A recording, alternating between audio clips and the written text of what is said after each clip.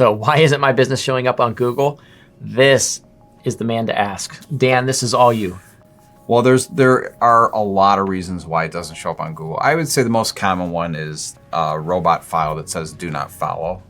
Okay. Sometimes there's meta tags inside the site that say do not follow. Other issues could be that your menu structure doesn't allow the Google to kind of traverse through the code to figure out all the hyperlinks. Okay, so let's step back here and put it in layman's terms. Yeah, So what is, why isn't my site showing up on Google? It's kind of a two-pronged question, in my opinion. Yeah, it's probably more than two, but yes. What do you mean by that? Are you talking about the paid, advertised, sponsor type of links? Those aren't showing up? Mm-hmm.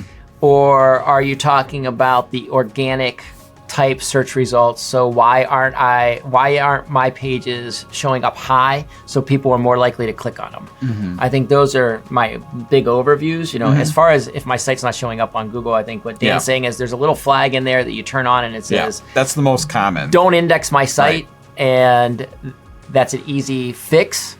I think as far as it goes to whether you're talking about inorganic traffic, which is ads, maybe you don't have enough money allocated to them. Maybe you don't have the right phrases set up. Dan, you could talk a little bit about that. But also organically, why aren't they showing up? You might not have the right type of content that's relevant. You may not have enough information that people are staying on a page, right? Time on page is important. And if you have just a few paragraphs, they click on, they click off. Yeah. Or it might not be relevant and they just bounce. Yeah. So Dan, talk a little bit about the ad part. Google Ads has changed over the years. Yeah. And in the new environment, what does it take? So I'm going to start, can I start at the organic side? Yeah, absolutely. So let's start with the organic first. So I kind of gave you guys the technical reasons. But let's say your website's tech is just perfect, and you feel like you've also run SEO optimization. There's one piece in there that is missing. You're going to hear me say this a lot, and it's just an emotional connection, right? Does it resonate with your buyer? The actual message. And so I often say you can polish up something that isn't great, but all you do is polish up something that isn't great. So now you're amplifying something that isn't great, amplifying that further to say it isn't great. And I know that's kind of confusing, but the reality is if it's just bad content, optimizing it doesn't help.